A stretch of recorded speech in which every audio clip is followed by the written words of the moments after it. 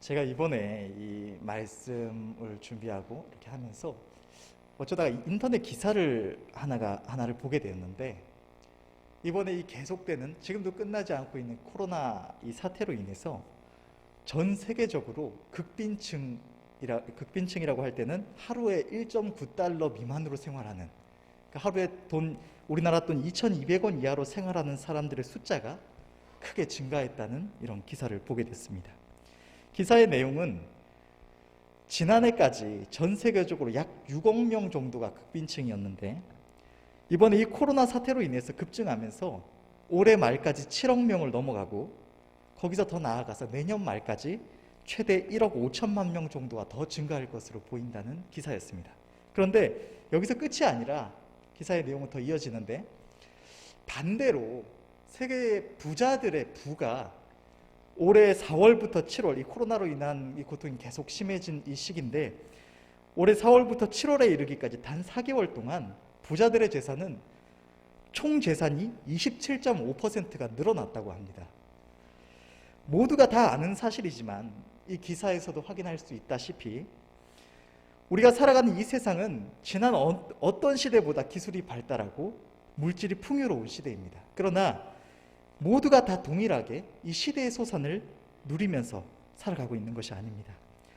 어떤 이들은 돈이 남아 돌아서 수천만 원, 수억 원이나 되는 돈도 가볍게 쓰는데, 이렇게 오늘 앞서 말씀드린 이 수많은 사람들이 단돈 10,000원이 없어서 하루에 2,200원도 안 되는 그 돈을 가지고 먹고 살기 위해서 애쓰며 고통받고 있는 것입니다. 이 돈이 없어서 굶어 죽어가고 있는 것입니다. 이런 현상을 보면서 사람들은 억울함을 느끼기도 하고 불평하며 분노하기도 합니다. 그런데 문제는 이 세상에 빈부격차가 이토록 심하지만 하나님 나라에 비하면 아무것도 아니라는 사실입니다. 이 세상의 빈부격차가 아무리 심해도 우리가 그 가운데 살아가며 고통을 받는 그 기간은 길어야 100년입니다. 그러나 저 영원한 세계에서의 빈부격차는 영원히 이어지는 것입니다. 그런데 이 영적인 세계를 살아가는 사람들의 모습을 보면, 영적인 세계에 있어서 사람들의 모습을 보면, 어떤 이들은 하나님의 은혜와 축복과는 전혀 상관없는 존재가 되어서 하나님의 저주를 받아서 영원히 지옥에서 마귀와 함께 후회하며 고통하며 절망하며 영원토록 살아가게 됩니다. 또 어떤 이들은 겨우겨우 하나님의 은혜를 깨닫고 복음 안에서 주님을 영접했지만 하나님을 잘 알지 못해서 더 이상 어떤 상급도 쌓지 못하고 충분한 은혜를 입지 못하고 영적으로 무능력한 상태로 겨우겨우 살아가는 사람들도 있습니다. 또 어떤 이들은 하나님의 은혜를 넘치도록 입어서 성령의 능력 가운데 살아가면서 기도하는 제목마다 응답을 받고 이 세상에서 하나님의 모든 위로 가운데 살아갈 뿐만 아니라 하늘의 상급도 수없이 쌓아서 저 하늘에서 주님을 곁에서 모시는 하나님 나라의 대신과 같이, 하나님 나라의 존귀한 자와 같이 예비된 자들도 있습니다. 왜 이런 현상이 일어나는가? 이 세상에서도 돈이 있는 사람은 돈을 번다는 이야기를 합니다. 그래서 돈이 없는 사람은 그 있는 조그마한 물질까지도 쉽게 날아가 버립니다. 그런데 하나님 나라도 이와 마찬가지입니다. 은혜가 은혜를 낳고 은혜가 없는 사람은 있는 은혜까지도 빼앗기는 나라가 바로 저 하늘나라이기 때문입니다. 여기에 대해서 하나님께서는 공간복음서에 기록된 달란트 비유를 통해서 이렇게 말씀하십니다. 마태복음 25장 29절을 보면, 무릇 있는 자는 받아 풍족하게 되고 없는 자는 그 있는 것까지 빼앗기리라. 이 시간 예배를 드리는 우리 모두는 하나님의 은혜를 입되 날마다 더욱 입어서 영원한 세계에서 하나님의 은혜와 축복에 대해서, 하나님 나라의 상급에 대해서 부한 자가 되어야 할 줄로 믿습니다. 오늘 말씀의 서두에서 제가 이 영원한 세계에서의 부익부 빈익빈에 대한 문제를 다룬 이유는, 오늘 본문의 말씀이 바로 그 영적인 세계의 부익부 빈익빈의 원인이자 우리가 하나님의 은혜에 대하여 더욱 부유해지는 방법에 대해서 기록하고 있기 때문입니다. 하나님께서 오늘 본문의 말씀을 통해서 믿음이 없이는 하나님을 기쁘시게 할 수 없다는 것을 말씀하시면서, 하나님께 나아가는 자는 반드시 그가 계신 것과 그가 자기를 찾는 자들에게 상 주시는 이심을 믿어야 할지니라 라고 말씀을 하십니다. 우리가 하나님 앞에 나올 때는 우리는 반드시 꼭 그가 계신 것과 그가 자기를 찾는 자들에게 상 주신다는 사실을 믿음으로 나와야 한다는 사실입니다. 여러분은 오늘 어떤 마음으로 이 자리에 나아오셨습니까? 이 시간 예배 가운데 하나님께서 우리 각 사람을 만나주시고 하나님의 은혜를 사모함으로 나온 우리들에게 은혜와 축복을 한없이 부어주실 것을 기대하면서 나아오셨습니까? 아니면 오늘 수요일 저녁 예배 시간이니까 하나님의 백성들이 예배는 드려야 하니까 나아오셨습니까? 이 시간 우리는 찬양이라는 명목하에 그냥 노래 한두 곡 하고 전도사 말 또는 강의 하나 들으러 나온 게 아닙니다. 이 시간 주님 앞에 나온 우리 모두는 하나님의 은혜에 감사함으로 하나님을 찬양하기를 원하여서, 그리고 무엇보다 하나님을 가까이 하여 하나님께서 우리에게 하시는 선하신 음성을 듣고 그 가운데 하나님의 은혜를 잊기 원하여서 하나님의 선하심과 상주심을 믿음으로 이 자리에 나온 줄로 믿습니다. 우리가 성경을 보다가 이 믿음의 선조 요셉이 애굽 땅에서 그 형제들을 만남받는 장면이 성경에 기록되어 있습니다. 하나님께서는 요셉이라는 인물을 하나님의 백성들의 생명을 열악한 그 극악한 기근에서 건지시기 위해서 예비하시는데, 하나님께서는 요셉을 기근에 앞서서 애굽으로 보내셔서 그가 그곳에서 자라나게 하시고, 기근이 하나님께서 작정하신 온 세계에 이르게 하시겠다고 작정하신 극심한 기근이 이르기에 앞서서 이 요셉이라는 인물을 애굽에서 바로와 보좌 하나만 차이 날 뿐 가장 존귀하고 강력한 권력을 가진 총리의 자리에 올려주십니다. 시간이 지나서 전 세계의 그 지역 모두에 하나님의 작정하신 기근이 이르렀고, 야곱의 가족들이 거하고 있던 가나안 땅에도 동일하게 기근이 임했습니다. 야곱의 가족들은 시간이 지나갈수록 먹을 양식이 없어졌고, 그래서 믿음의 선조 야곱은 자기 아들들을 이 애굽으로 양식을 구하러 보냅니다. 그런데 이집트의 바로는 그 애굽 땅에 양식을 구하러 나오는 모든 사람들에게 자기가 직접 양식을 나눠준다고 하는 게 아니라 총리 요셉에게 가서 그에게 그가 말하는 대로 하라고 말을 합니다. 그래서 야곱의 형제들도 다 요셉 앞에 나아가서 그에게 은혜를 구하고 그 양식을 구하려고 하게 됩니다. 그런데 이때 요셉은 그 나온 이들이 자기 형들이라는 사실을 알았습니다. 그러나 이 형제들은 그들 앞에 있는 애굽의 권세자가 바로 그들이 오래전에 팔아버렸던 자기 동생이라는 사실을 인식하지 못합니다. 요셉은 자기가 그들의 동생이라는 것을 나타내는 것이 아니라 오히려 그들을 너희가 이 나라를 정탐하러 온 자들이라고 이렇게 추궁합니다. 그러니까 이 야곱의 형제들이 자기들의 이 애굽의 권세자의 이 추궁과 위협 앞에서 자기 생명을 구하려고 이렇게 말합니다. 우리는 어떤 사람들입니다. 우리는 가나안 땅에 있는 한 사람의 12아들들입니다. 그런데 하나는 없어졌고 하나는 지금 아버지 곁에 있습니다. 이렇게 말을 하니까 요셉이 믿지 않는 것처럼 하다가 결국은 형 시몬 한 사람을 잡아두고 그 준비한 양식과 함께 형들을 돌려보내서 아버지를 봉양하게 하고 하는데, 그때 형들이 돌아가기에 앞서서 이렇게 말을 합니다. 너희가 말제 아우 베냐민을 데려오지 않으면 내 얼굴을 보지 못하리라.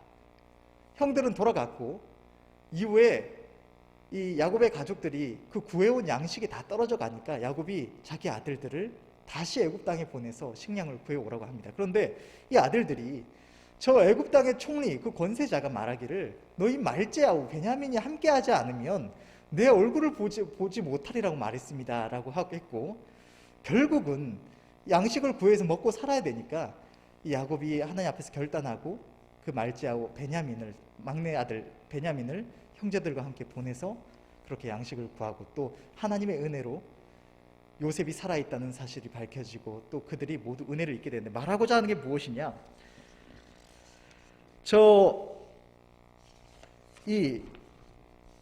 너희 아우가 너희와 함께하지 아니하면 너희가 내 얼굴을 보지 못하리라고 말한 요셉의 말에 따라서 요셉의 형제들이 베냐민을 데려가지 않으면 애굽 땅에서 총리를 만나서 은혜를 구할 수 없었던 것처럼 우리가 믿음이 없이 하나님께 나오면 하나님의 낯을 배울 수가 없다는 것입니다. 하나님이 계신 것과 그 하나님께서는 하나님을 찾고 구하는 모든 자들에게 상 주시는 이시라는 것을 우리가 믿음으로 하나님께 나오지 않으면 하나님을 기쁘시게 할 수 없고 하나님께로부터 임하는 은혜와 축복과 모든 위로를 받을 수가 없다는 사실입니다. 교회 안에는 두 종류의 사람들이 있습니다. 한 부류는 아무리 교회에 나오고 기도해도 하나님의 은혜를 입지 못하는 이들이고, 한 부류는 하나님 앞에 나오기만 하면 은혜를 입는 자들입니다.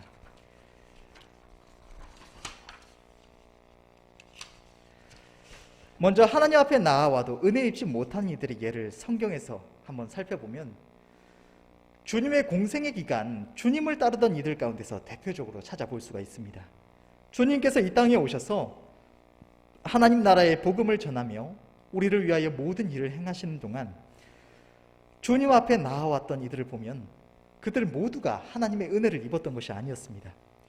당시에 수없이 많은 사람들이 주님을 따라다니니까 그 모습을 보고 거기 진짜 뭐가 있나 해서 궁금증에 그냥 나와서 따라다니던 이들도 있었고, 주님을 믿지 못해서 의심하던 자들도 있었고, 주님과 제자들을 비방할 꼬투리를 잡기 위해서 따라다니던 자들도 있었습니다.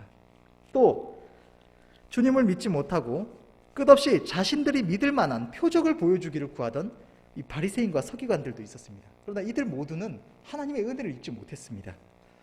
뿐만 아니라 주님께서 고향 땅에 가셔서 가르치실 때에도 사람들이 주님의 말씀을 믿지 아니함으로 인해서 거기서 아무 권능도 행하실 수 없었다고 성경은 기록하고 있는 것입니다.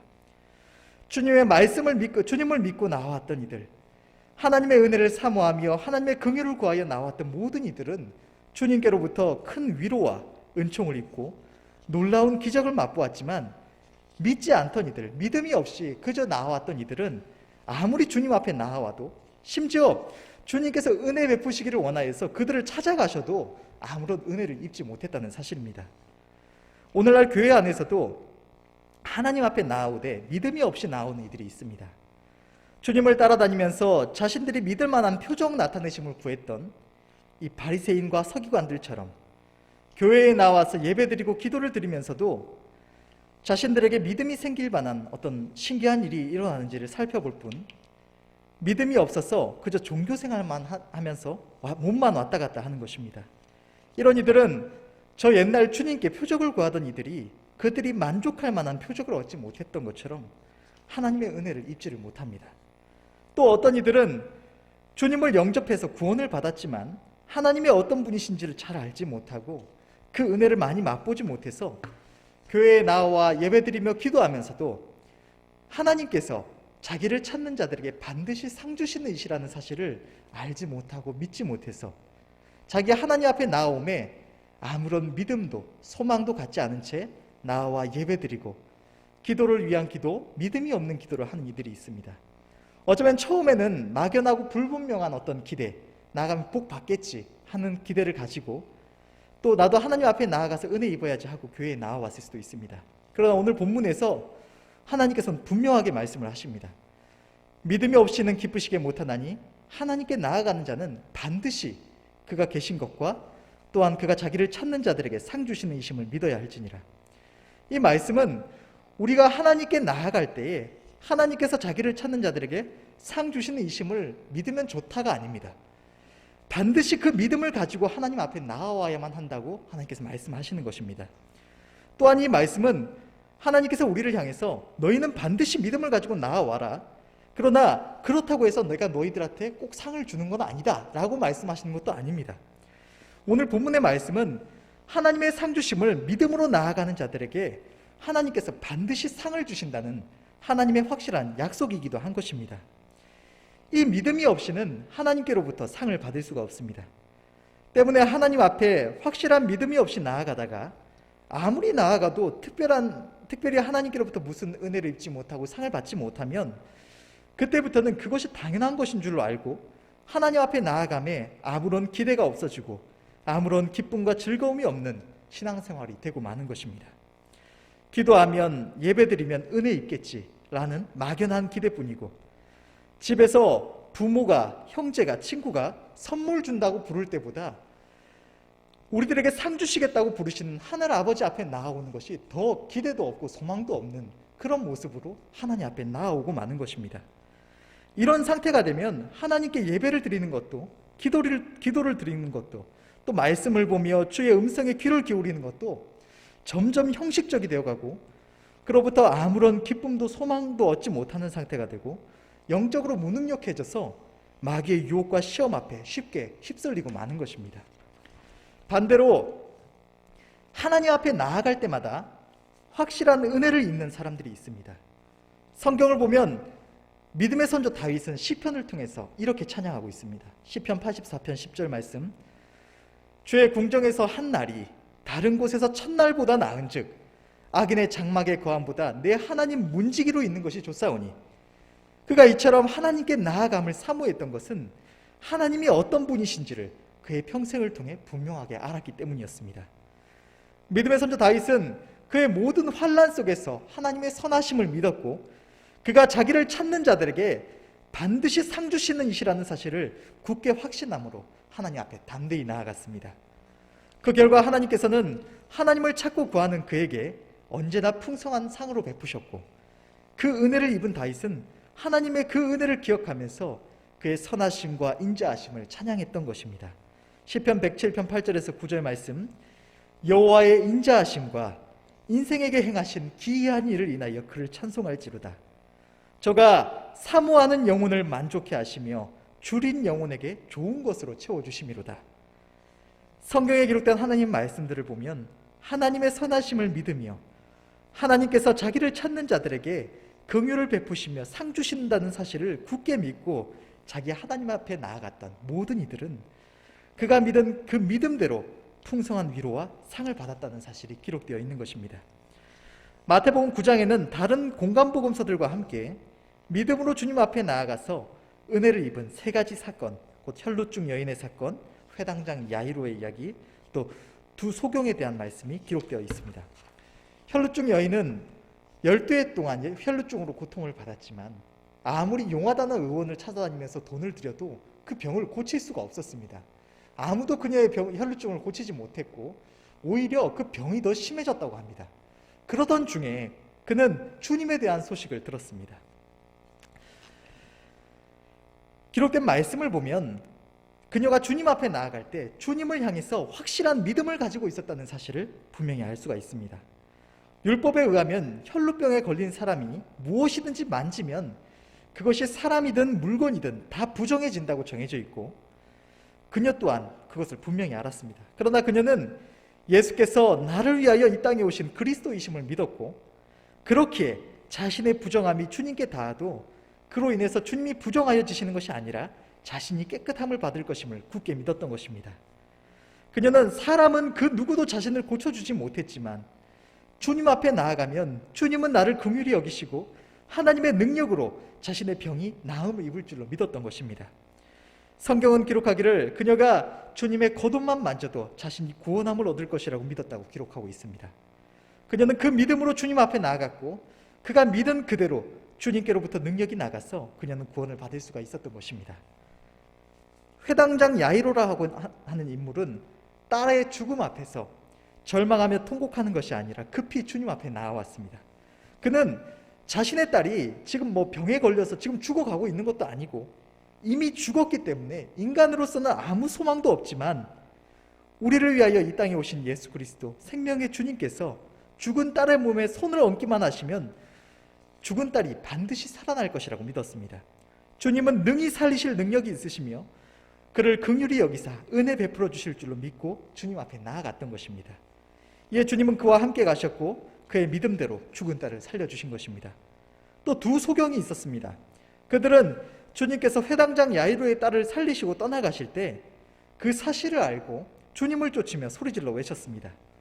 다윗의 자손이여 우리를 불쌍히 여기소서.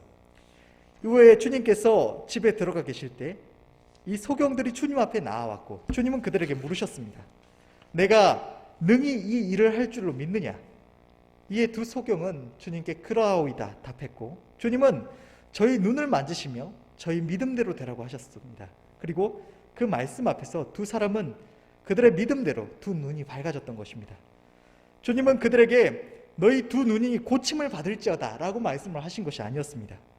주님은 너희 믿음대로 되라고 말씀하셨고, 이에 그들이 믿었던 그대로 두 눈이 나음을 입었던 것입니다. 그들은 주님 앞에 나아가면 주님이 그들을 멸시치 않으시고 긍휼히 여기시며 하나님의 능력으로 두 눈을 고쳐주실 것을 믿었고, 주님께서는 그들의 믿음대로 상을 주셨던 것입니다. 이 외에도 사도들과 수많은 믿음의 백성들이 하나님 앞에 그의 긍휼을 구하며 믿음으로 나아갔고, 하나님께서는 그들의 믿음대로 역사하셔서 상 주셨음을 성경은 기록하고 있는 것입니다. 하나님 나라의 부익부 빈익빈이 심해지는 큰 이유 중에 하나는 이 하나님의 은혜를 입은 자, 하나님이 계시며 그가 자기를 찾는 자들에게 상 주시는 이시라는 사실을 믿음으로 하나님 앞에 나아가서 그들의 믿음대로 상을 받은 자들은 또다시 그 믿음 안에서 자기 하나님을 찾아 나아오기 때문입니다. 오늘 본문에 기록된 이 짧은 한 절의 말씀이 그저 성경에 기록된 나와는 큰 상관없는, 별로 큰 의미 없는 말씀으로 자기 안에 남아있는 이들, 하나님의 선하심과 그에게 나아오는 이들에게 상 주심을 굳게 믿지 못하고 형식적으로 억지로 하나님 앞에 나오는 이들은 그들이 경험하지 못하기에, 아무리 하나님 앞에 나와도 언제나 그 은혜를 입지 못하기에 끝까지 믿음 없이 나와 은혜를 얻지 못하게 되고, 그들이 하나님 앞에 나오면 그들의 믿음대로, 마치 우리가 철학관에 가서, 하나님 믿지 않는 이들이 철학관에 가서 사주팔자 운세 듣는 것 마냥 막연한 기대뿐 별 유익이 없는 나아옴이 되고 마는 것입니다. 반대로 하나님의 선하심과 그가 자기를 찾는 자들에게 상 주시는 이심을 믿음으로 하나님께 나오는 이들, 하나님의 주시는 상을 바라여 소망 가운데 하나님 앞에 나오는 모든 이들은 오늘 본문의 말씀이 언제나 자신을 만나주시는 살아계신 하나님의 성품으로, 또 살아있는 능력의 말씀으로 자기의 삶 속에 새겨져서 그 약속 가운데 언제나 하나님의 주시는 상을 받고 더욱 기쁨으로 큰 소망 가운데 자기 하나님을 찾아 나올 수가 있게 되는 것입니다. 관련된 예화 하나를 말씀을 드리자면, 이 대학가에 가면 이 기독교 단체로 CCC라는 게 있습니다. 이 CCC의 창업자인 빌 브라이트 박사님에 대한 이야기인데, 이분은 CCC를 통해서 일을 시작할 당시에 $485가 필요했다고 합니다. 그래서 기도를 했는데 고향에서 예수님을 믿는 어떤 사람이 $500짜리 수표를 갑자기 보내왔다고 합니다. 너무 신기해서 그 다음에는 $10,000를 놓고 기도를 했는데, 이번에는 성도 한 분이 찾아와서 사정 얘기를 듣더니 우선 빌려주는 것으로 하고 도와주었다고 합니다. 그런데 나중에 그 사람의 사업이 번창하자 그것을 기부금으로 돌렸다고 합니다. 박사님은 기도마다 응답해 주시는 하나님께 너무 감사하고 한편으로는 신기해서 이번에는 전도 집회를 위해서 $1,100,000를 놓고 기도했다고 합니다. 그러자 또 누군가가 찾아와서 최근에 사업체를 정리했는데 그 정도는 도와줄 수 있다고 하면서 돈을 주더랍니다. 빌 브라이트 박사님은 이러한 기도의 경험을 통해서 이렇게 말했습니다. 믿음을 가지고 구하면 하나님으로부터 얻고, 한 번 얻으면 재미가 나서 다음엔 좀 더 큰 것을 구하고, 그 다음은 더 큰 믿음으로 기도해서 더 큰 것을 얻는다. 그래서 그런 경험이 자꾸 쌓이게 되면 신앙생활만큼 재미있고 기쁘고 감사가 넘치는 것이 없다라고 말했다고 합니다. 이 시간 함께 예배드리는 우리 모두가 하나님 앞에 나아오매 하나님의 상 주심을 믿고 바라는 소망 가운데 기쁨과 즐거움으로 나아와서 그 믿음대로 하나님께로부터 상을 풍성히 받으시기를 간절히 원합니다. 우리가 기도하면서 또 말씀 가운데 하나님께서 우리와 만나주시는 것을 칭할 때 많이 사용하는 단어 중에 하나가 바로 오늘 말씀의 제목에 사용된 은혜의 보좌입니다. 왜 은혜의 보좌일까요? 보좌는 왕이 앉는 자리입니다. 그렇기 때문에 만왕의 왕이요 우리의 왕이신 주님이 계신 곳을 이 보좌라고 칭하는 것입니다.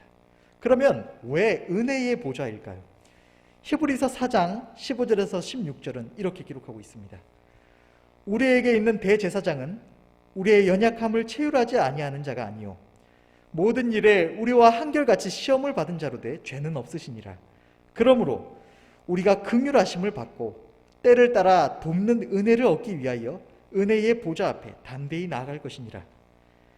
우리가 주님이 계신 곳을 은혜의 보좌라고 칭하는 것은 주님 앞에 나아가는 자, 그의 선하심을 믿으며 그가 자기를 찾는 자들에게 상 주시는 이심을 믿음으로 그 앞에 담대히 나아가는 자는 모두가 다 주님이 주시는 이 은혜를 입기 때문입니다. 주님은 친히 체휼하셔서 우리의 연약함을 아시기 때문에 우리가 주님 앞에 나아갈 때 우리를 정죄하시며 우리를 두려움으로 다스리시는 것이 아니라 우리에게 긍휼을 베푸시며 때를 따라 돕는 은혜를 주신다고 말씀하시는 것입니다. 주님은 우리를 향해서 담대히 주님의 보좌 앞으로 나아오라고, 그리하면 우리를 긍휼히 여기시며 은혜를 베풀어 주신다고 말씀하시는 것입니다. 하나님의 보좌 앞에 나아갈 수 있는 이 특권은 하나님의 백성들에게만 주어진 이 세상 그 무엇보다 소중한 은혜입니다. 본래 왕 앞에는 아무나 나아갈 수 있는 것이 아닙니다.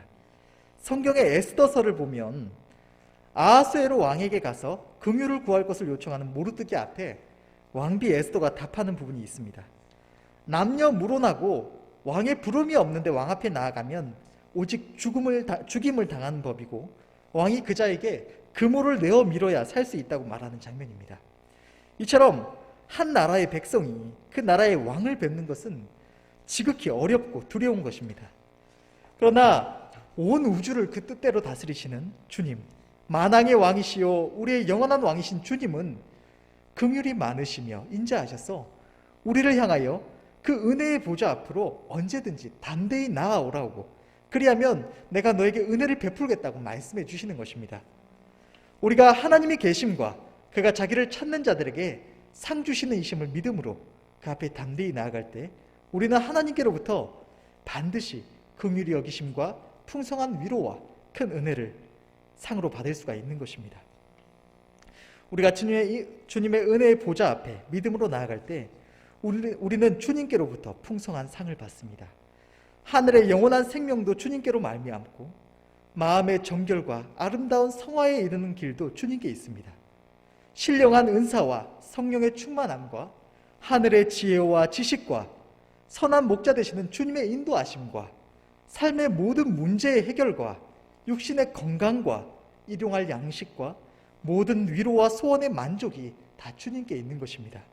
우리가 주님의 보좌 앞에 담대히 나아갈 때, 주님의 약속을 믿고 주님의 은혜를 기대하면서 나아갈 때 주님이 이러한 것들을 우리에게 허락해 주시는 것입니다. 하나님께서는 믿음이 없이는 하나님을 기쁘시게 못한다고 말씀하십니다. 오늘 본문의 말씀을 기억하면서 언제나 우리 하나님 앞에 나아올 때에는 하나님께서 반드시 주신다고 약속하신 이 상을 믿고 바라보며 기대와 소망 가운데 나아오시는 저와 여러분들이 되시기를 바랍니다. 그리할 때에 하나님의 모든 약속에 대하여 언제나 신실하신 좋으신 하나님께서 우리의 믿음대로 역사하여 주셔서 하나님 앞에 나아온 우리의 발걸음이 늘 크신 은혜와 위로를 얻고 우리에게 주어진 하루하루의 시간 가운데 이 하나님 앞에 나와 경배드리며 기도하는 이 시간이, 또 주님의 말씀에 귀를 기울이며 우리의 영혼이 하나님께로 나아가는 그 모든 시간들이 그 무엇보다 즐겁고 기쁜 시간이요 기대와 소망이 넘치는 시간이 될 줄로 믿습니다. 다른 예화 하나를 말씀드리겠습니다. 미국의 20대 대통령으로 제임스 가휠드가 취임하고 그의 백악관 생활 첫 주에 있었던 일이라고 합니다. 이 장관 하나가 와서 이 가윌드 대통령에게 말을 합니다. 각하, 이번 일요일 아침 10시에 강요회의가 계획되어 있습니다. 꼭 참석해 주십시오. 그러자 놀랍게도 대통령은 그날 선약이 있어서 참석할 수가 없다고 말했다고 합니다. 그 회의는 국가의 비상사태라고 할 수 있는 위기의 상황 시에 행해지는 심각한 회의였다고 합니다. 장관은 그 선약은 취소되어야만 한다고 했지만 대통령은 변경될 수 없는 약속이라고 못을 박았습니다. 그러자 장관은 대통령에게 이렇게 물었습니다. 각하, 도대체 그 약속한 사람이 누구이기에 그렇게 중요한지 말씀해 주십시오. 가윌드는 이렇게 대답을 했습니다. 나는 매일 주일 아침이면 나의 가장 사랑하는 주님을 교회당에서 가서 뵙는 시간입니다.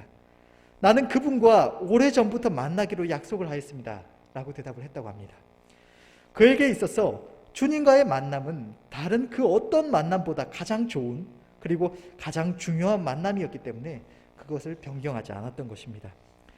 오늘 본문을 통해서 우리에게 약속을 주시는 하나님은 이 세상 그 누구보다 존귀하신 분이시며 이 세상 그 누구보다 능력 있으신 분이시며 이 세상 그 누구보다 우리를 사랑하시는 분이시며 이 세상 그 누구보다 우리에게 은혜 베풀기를 기뻐하시는 분이십니다.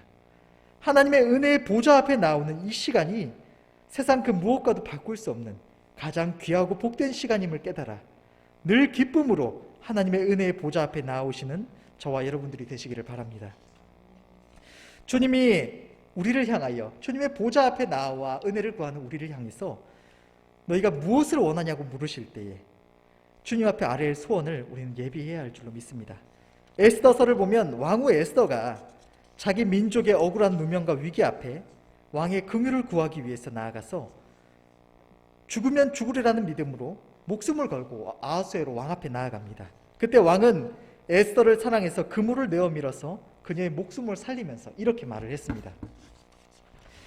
그대의 소원이 무엇이며 요구가 무엇이냐? 나라의 절반이라도 그대에게 주겠노라.